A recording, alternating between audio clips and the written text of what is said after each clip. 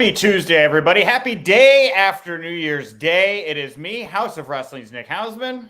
And me, WWE Creative Issues, Robert Karpeles. And we are here to discuss all the latest Rumor and Innuendo here on Podcast Heats, Rumor and Innuendo. Thank you all so much for tuning in. A lot of people tuned in here to the start of the show. We love to see that. The chat room is open. Jump on in there. Chat along with us throughout the show. Let us know your thoughts. Let us know your comments. If you're like Lucas Kinzer here, who says good morning, maybe we'll bring you up here onto the show, make you a little part of it here. Is that nice, Robert? Bring people in, tag them in. Tag them into the show. We literally the single largest news weekend possibly in the history of professional wrestling takes place over the last 3 days. And here we are wishing, Lucas a happy good morning. Dude, we got a lot to get into. We got a half hour. Look, I will be the one to say it right up at the front. We are not going to have time today to talk about Billy and the CW. Damn it. I was really hoping today was the day we were going to get to Billy and the CW, but you know what? We'll have to kick that thing down the road. We do have a bunch to get into here. AEW World's End was this past Saturday night. We're going to talk about that. Kota Ibushi, surprise injury here, taking place last night. We'll give you the details on that. We got updates on Mercedes Mone, Andrade, Kevin Dunn leaving WWE. And I'm not sure if you know this or not, a little man named Dwayne "The Rock" Johnson popped up on WWE Raw last night. Ooh, we got to maybe be ahead of the table at WrestleMania. Ooh, If I could have spent the next half hour just talking about the departure of Kevin Dunn, I would. That's how insane. Like, I have waited to write the professional obituary of this man since day one of my tenure at the WWE. And here we are. And it's like the 9th most important story. Nick, you steer the ship, man.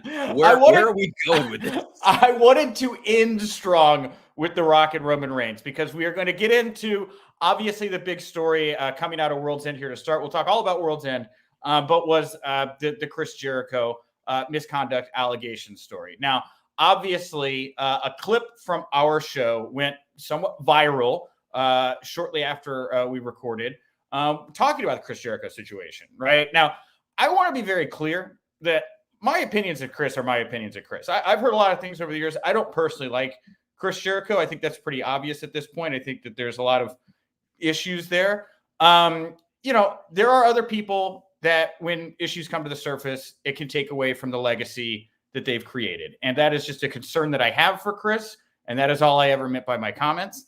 And that then elicited a thread, that clip, where other people were starting to allude to previous allegations against Chris, sexual misconduct allegations, some of them involving, I hate to say this because I have not personally mentioned her, and I really would like everybody to respect her privacy. And it's like so beyond at this point. I think if anybody wants to know who it was, they can go look it up. Yeah, go look online. I always say it was. Yeah. And I think my takeaway, and again, I'm the guy on the other side of the box. Right. I'm hearing what it was at the time, wasn't even aware of that person or whatever these allegations were.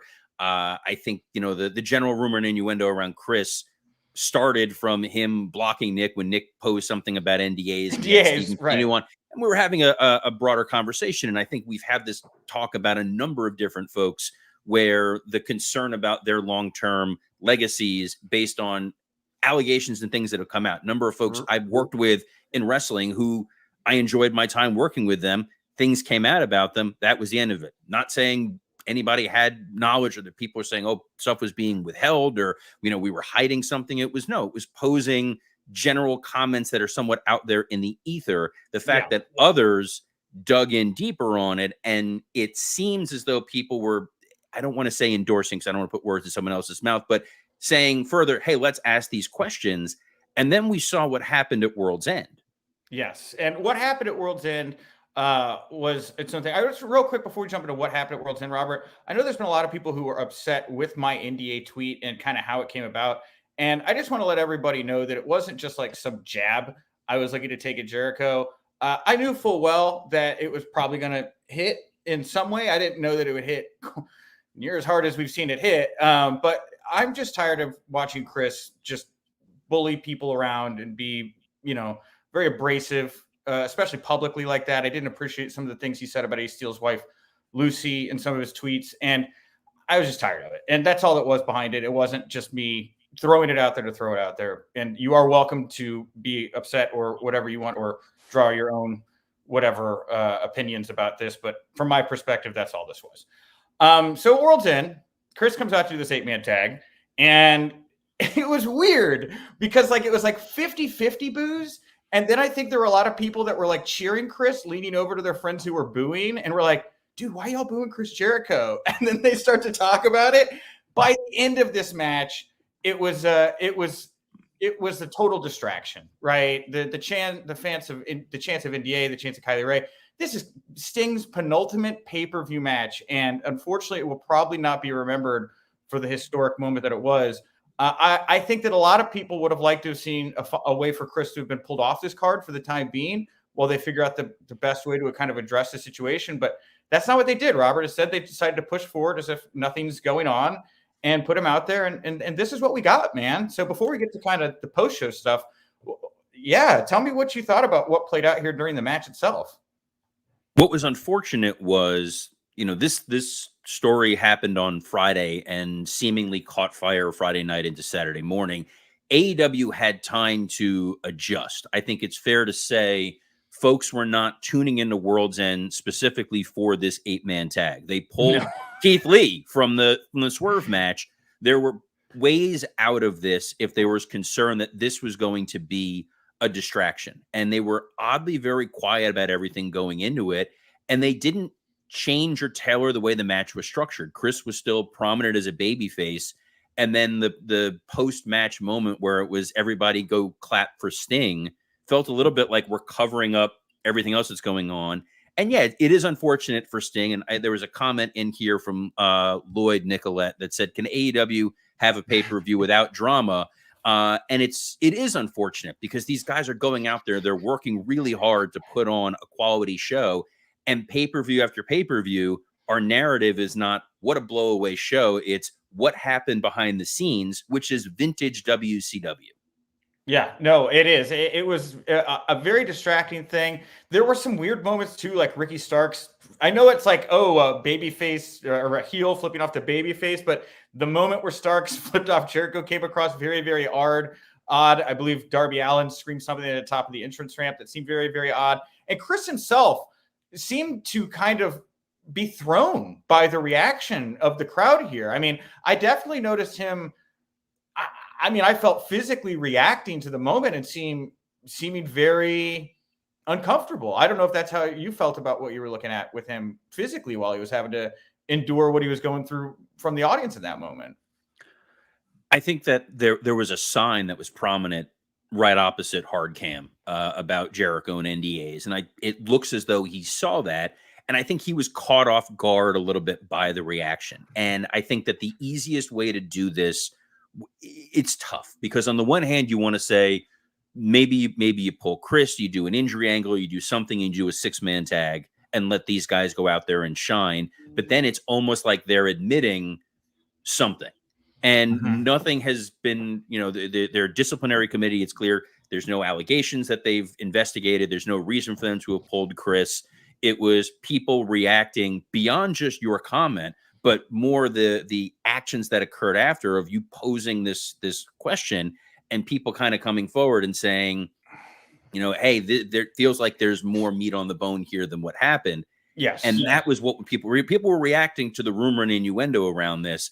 And it did take away from the match. Well, it is. I think when somebody who is alleged to have been a victim here seems to tweet, an endorsement of an allegation, that carries a lot of weight to it, right? A lot more weight than me just saying, I don't like Chris Jericho. I think he's an issue, right?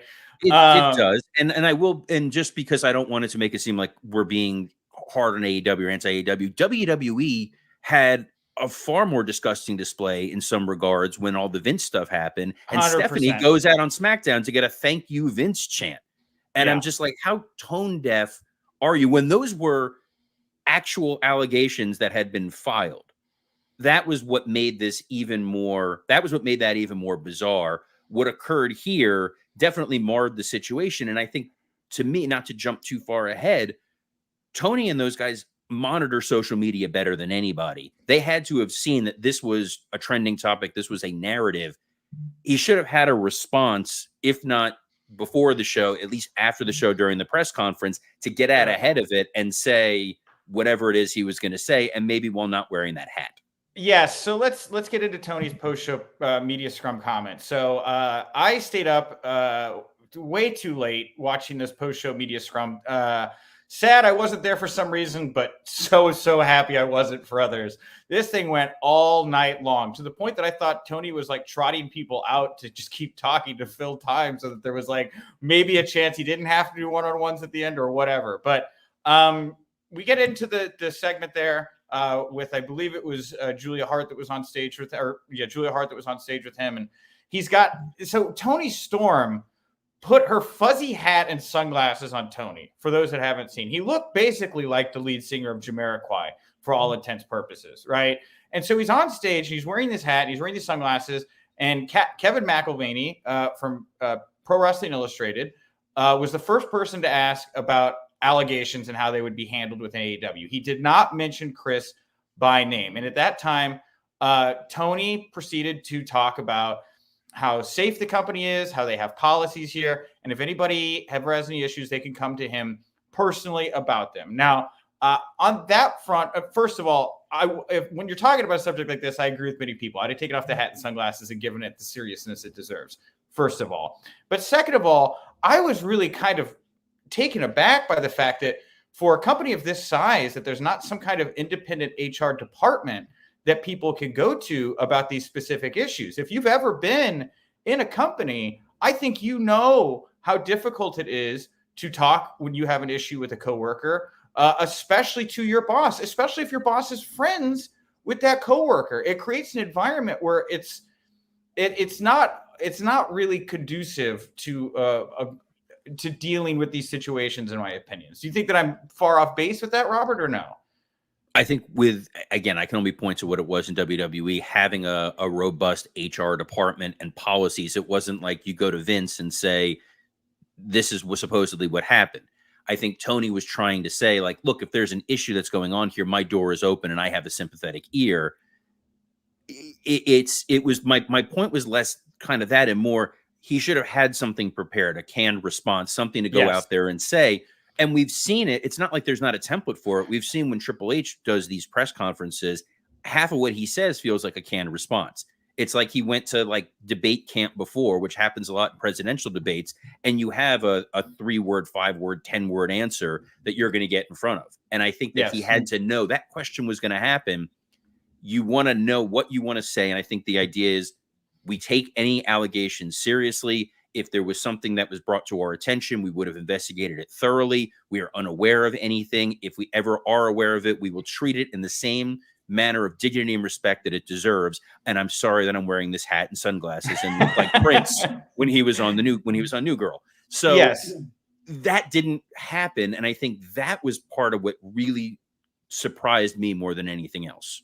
Yes, and Tony was given the opportunity by Phil Strum of USA Today, point blank, who brought up, he asked, about these allegations against Chris Jericho. Have you ever had anyone internally bring up to you accusations of sexual misconduct against Chris? And was very explicit about it, right? Like, and it wasn't just misconduct, it was sexual misconduct. And Tony just has to say no, right? Tony just has to say, we are not aware of that, just like you said. And Tony failed to do that. Tony could not say that or did not say that. And I think that is its own kind of statement. And my heart breaks because I think about all the women in that company. They have fathers and brothers. And if your daughter or sister or wife or mother is going to work the next day at AEW after watching Tony Khan's response, do you feel great? I wouldn't. Again, I don't know what was discussed in the locker room, how they presented this to the wrestlers that are there, the employees in general. I'm hoping that if nothing else, Tony saying my door is open makes people feel comfortable that this sort of environment going forward is going to be one where people can speak freely and say whatever it is that they feel they need to say about any wrongdoings, not just sexual, just across the board. I really feel AEW should have an independent HR department that people can go to that is not tied to the company. I think that would be a very positive step right now and would show a lot of transparency. So that would be my request. No clue if it'll happen, but that would be my request in this situation. Just because, again, I just think it's all very peculiar the way Tony acted in that scrum. I was not enthralled with Tony's behavior or responses, like many after the show. So and anyway, we'll see. He's someone who does listen to a lot of different voices. He takes a lot of these things to heart, and hopefully he will see this as an opportunity to learn and grow going forward. And if nothing else, it helped distract from what this press conference could have turned into, which was what the fuck was that main event reveal of the Devil? Come on. Yeah. Like it's like that was where I thought this show that's kind of what I thought, like at the end of the day Friday. It's like, well, when we knew Monday we were going to be off because it was New Year's Day and we had Stephen P. New. If you haven't listened to that interview, go back and listen to it. And then we thought, all right, Tuesday, we're going to talk about this Devil reveal situation. And we're like 17 minutes in and we're first getting to, all right, the Devil. Let me ask you, Nick, what did you think of that Devil reveal? What did I think of the Devil reveal? I actually didn't mind the Devil reveal, right? To be fair, I don't really hate anything about what's going on here with Max or this storyline. I thought this storyline, considering where it started and how many directions it could have gone, landed about as well as could have been expected. I think that Adam Cole as the Devil actually kind of makes sense. You go back and you look at him introducing Samoa Joe. I think Matt Taven, Mike Bennett getting the Ring of Honor tag team titles as the Kingdom makes a hell of a lot of sense. Wardlow makes sense. I love Roderick Strong standing there looking like a badass and not a joke. I can't wait to see him now that he no longer has to play the fool, what he looks like off the chain with a little bit more character under his belt. And now Max could go out and pretend he's a free agent and run his angle and be off TV here for several months and come back and seek his revenge against the Devil. I personally did not hate it as much as many others did. But Robert, what did you think about the way the AEW Devils storyline played out? So the thing that surprised me the most about this is you've been playing this notion the whole time of who's the Devil, who's the Devil, who's the Devil, and you didn't get the unmasking. I think that to me, from a visual standpoint, from a production standpoint, you're waiting to see who's going to pull off the mask and who is it going to be under there. And instead, it was that whole kind of kabuki-ish. The lights go out, and then they come on, and Adam Cole was sitting there in the chair, and they kind of missed the shot, and then they missed the shots when the guys took off their masks at first. It's a pretty big moment, and it was already somewhat marred by the finish of the match. So the finish of the match, you have Joe choking out Max. It's arm raise, drop, arm raise, drop, arm raise, drop. And the audience kind of just has that moment of like, wait, what the hell just happened? Yeah. And then they just start chanting bullshit. And it felt a little bit like when Taker's streak ended and you heard the three, you go, wait, what just happened here? And it takes you out of the moment because you did not expect, you knew Max. I think most people knew Max was going to lose. I think most smart fans were well aware this was going to be the end of the MJF title run. I don't think you expected it to end in the manner that it did. And I get the underlying story of he's so run ragged by what the Devil has put him through, that he has been run through the mill. He's physically broken. Eventually something's going to give. But the audience just took this as, this is bullshit. And that was really, I felt terrible because I know the story they were trying to tell. And I think that kind of got lost there in the moment. And then personally, yes, when they reveal who was behind the masks and who was under it, it's three guys we've just watched as a comedy trio for quite a while, and Wardlow's disheveled hair. All very valid points, Robert. All very valid points. Again, I'm not hard to please when it comes to pro wrestling storytelling. I just kind of like it if you try. I thought this was fine. I do think there will be fan interest on it come Wednesday. I'm interested to see how Adam Cole follows up on it, and we'll see where it goes. But also on World's End, Eddie Kingston, he won the AEW Continental Classic. He is now a Triple Crown champion. Good for Eddie. Man, this guy has been, if he smells like smoke, it is because he has been through fire. What a year for Eddie. When they started this thing and they took the ROH and New Japan Strong titles off of him and put them up for grabs, I was going to be super salty if he did not win this tournament, because what a way to have your title reign ended. Fortunately, with the opposite direction, he got to have competitive matches, victories over some top names in the company, and is positioned very, very strongly here going into 2024. I think so. What was a weird takeaway from this was I didn't expect World's End to conclude with seeing Eddie Kingston be booked so strong and Swerve booked so weak, considering how the crowd has been responding to these guys. I said all along, Eddie Kingston is the Mick Foley of AEW, and he is the hard scrap guy that the audience gravitates to, and they wanted to see that amazing moment. Swerve was the breakout star of this tournament, outside of me being my hatred of math, which I get all the time now from people telling me how much I despise math. And if I was victimized as a child by just cruel math teachers, thank you, Miss Swant. But regardless of the fact of bad math teachers in the past, I thought for sure this was going to be an opportunity for Swerve to really just go out there and put a stamp on, this is your guy going forward in 2024, and he's going to be a champion. And I felt the way that they booked him against Dustin, to me, was really baffling. Yeah, so let's talk about Swerve real quick. Keith Lee was injured. They acknowledged that just before the showtime. He got pulled last minute. This feud is absolutely cursed between Keith Lee and Swerve Strickland. So Keith Lee has, I guess, been teaming with Dustin Rhodes off and on. That I wasn't aware that they were still a tag team. Regardless, Dustin gets called up here to do the spot with Swerve.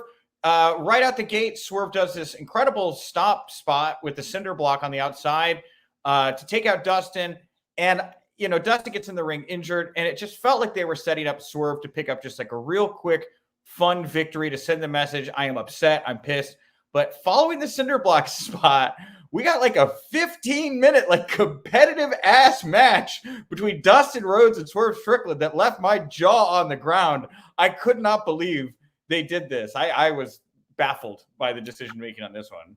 I got to caveat this and say I'm a huge Dustin Rhodes fan, been a huge Dustin Rhodes fan for years. Would have loved if during his actual AEW run, for the most part, he was booked this strong as this tough, scrappy veteran who overcomes all the odds. This was teed up perfectly for cinder block spot, Swerve stomp. Everyone's sad because Dustin's a beloved figure and you want to make the crowd hate Swerve. They were cheering Swerve when he first was destroying Dustin, so I felt bad for Dustin. I thought maybe Dustin, this is going to be Dustin's World's End of AEW. And then they put on this long competitive match, which only made Swerve look worse, in my opinion, which sucks because I really feel like he is such a once-in-a-generation talent that they should be positioning as their top guy.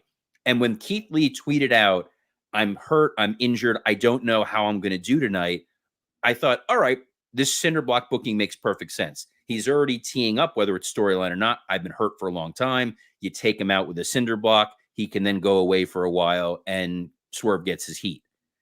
This was weird. Yeah, it was super, super weird. I will be interested to hear over time the decision-making that came out for this one. But the last thing here, talking about decision-making and some WWE-style booking, Adam Copeland and Christian Cage just going for it. Like, if you like the Attitude Era, you have got to be in love with what Adam Copeland and Christian Cage are doing right now. You have the former Luchasaurus Killswitch winning a Money in the Bank styled contract for the TNT title earlier in the night. Copeland then, after a grueling match, defeats Christian Cage, wins the title. But no, the Ultimate Opportunist Killswitch pulls the ultimate opportunity on the ultimate opportunist, Adam Copeland. He gives the contract to Christian Cage, who signs it, attacks Adam Copeland, and wins back the TNT title, and he scoots out of Dodge with it. This felt more like an angle that should have been suited on Dynamite than a pay-per-view blow-off. How did you feel about this one? As the longtime WWE guy, man, did I love this. The match. You liked it. Okay. I love the match. The match, in my opinion, was probably the best match on the show, which is weird that it was two 50-year-old guys were the breakout stars, but you told your story. I figured you needed to get Copeland to win. And as soon as I found out that Killswitch won this non-briefcase Money in the Bank briefcase, I'm like, the finish here should be Copeland wins, Luchasaurus comes out, or Killswitch comes out, gives the contract to Christian, Christian gets the title back, and that's what they did. Great. And the fact that now Nick Wayne, is the man who cannot be lit on fire is the best gimmick of all time. The man defies flames. I was grabbing the back of my head when I saw that spot go awry. Holy hell, that looked very, very painful. Nick Wayne, man, earning his stripes. The only note for Nick Wayne, I know they don't have creative. If there was creative, he should have been screaming for his mom. If you would have just heard this screaming "mommy" over and over, what heat that would be. That would have been fantastic. Otherwise, it was probably the best match of the show. I agree. And look, just to call out why they probably did the finish, I'm guessing they're setting up some kind of huge rematch at the next pay-per-view AEW Revolution, some kind of Hell in a Cell or something like that would be my guess, right? I mean, that this was to set up whatever Christian whispered into Killswitch's ear that I guess, maybe Killswitch's brother is alive. Is it Kane? It's got to be. Maybe a TLC match. Maybe that's what they're setting up here. Some kind of By the way, match. Can it be a fake Kane and it's played by Kevin Nash? Absolutely. That is my fantasy book right there. Yes, and my friend. Yes, and call up Nash. Get that Oz gear. I'm going to skip. There's a couple more AEW notes of note here. We're going to save them tomorrow. We only have a couple minutes left. We would be remiss. And we'll talk about Kevin Dunn tomorrow, too, because I really do actually want your thoughts on I don't want to just do it in like 2 minutes because I think there's a lot there. But is it wrong that I hope that's how they let him go in 2 minutes? Come on now. We'll talk about it tomorrow. Come back. But we would be remiss if we didn't close the show talking about The Rock's appearance on WWE Raw Day 1. They teased a former champion. They sent out Jinder Mahal. Masterstroke. Chef's kiss. I knew from the moment Mahal came out, we were getting Dwayne "The Rock" Johnson. No doubt about it. And so I will say, though, that I thought Mahal's anti-American promo was really, it felt very much like Mustafa Ali's gimmick, doesn't it? Like a little bit. Like it kind of felt like the angle Ali wanted to do, but they didn't let him do. And now that he's gone, I kind of feel like they gave it to Mahal. I could be way overreading that situation, but there seemed to be similarities to me. No, this was Jinder going out there, which was weird because, guys, where was Veer? That's the real major story. But more importantly, you needed to send somebody out there as a former champion. It made perfect sense for it to be Jinder. You give him this anti-American rhetoric, which felt a little bit like Muhammad Hassan. It's easy, cheap heel heat for Rock to go out and bulldoze over. It didn't feel at all like what Jinder's character has been. No. I'm happy. Look, as someone who's friends with Jinder, I'm happy he got that moment in the spotlight to at least be out there, get on TV. But yeah, this was the guy insulting your local sports team or making fun of your hometown hero. And then here comes the baby face. But it was all of America. And it was our future president, Dwayne "The Rock" Johnson. Yes, Buxton04 wrote, I thought it was setting the stage for The Rock to lay the groundwork for his presidential run in 2024. It really did have that rah pro-America approach to it. Highlights for this for me was definitely one of them was the Iron Sheik impression that Dwayne did. That sucker was spot on. I thought that was incredible. But of course, the big to-do coming out of this, at the end of this, after he's beat up Jinder Mahal, he's addressing the crowd. He says, I'm going to a restaurant tonight. When I sit in the booth, should I sit in the side or the booth? Or should I sit at the head of the table? Big point towards the fact we're going to finally get this match with Roman Reigns. Some people want to see it at Mania. Some people want to see it at Elimination Chamber, setting up a match between Roman and Cody at WrestleMania. What do you want to see, Robert?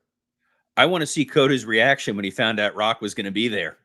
That's where the money was at.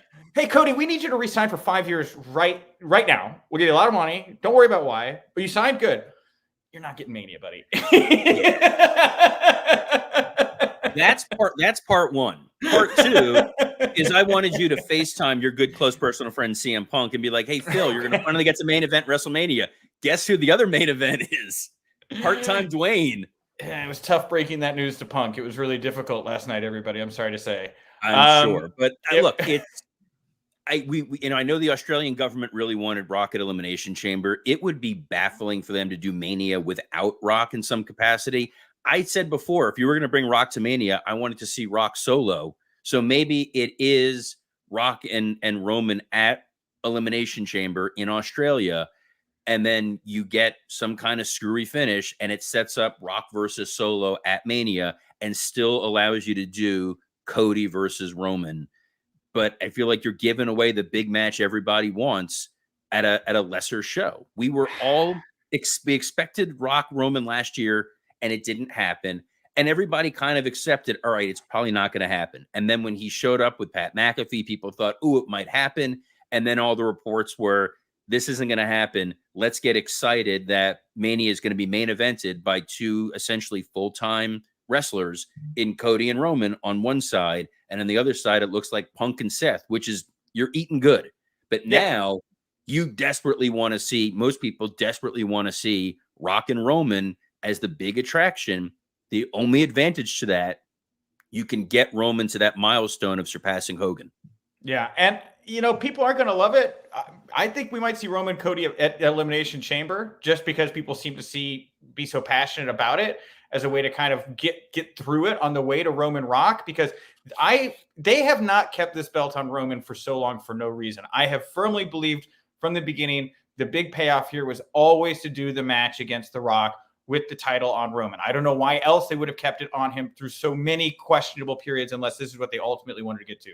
It is going to be a match they can tout as a $1 billion match, $1 billion attraction match. They will attach advertisements to this. They will point to statistics. I really want them to, I think they're going to want to say that this match, just this match, generated $1 billion. I just have it in my head. That is where what they're trying to accomplish with this biggest match of all time.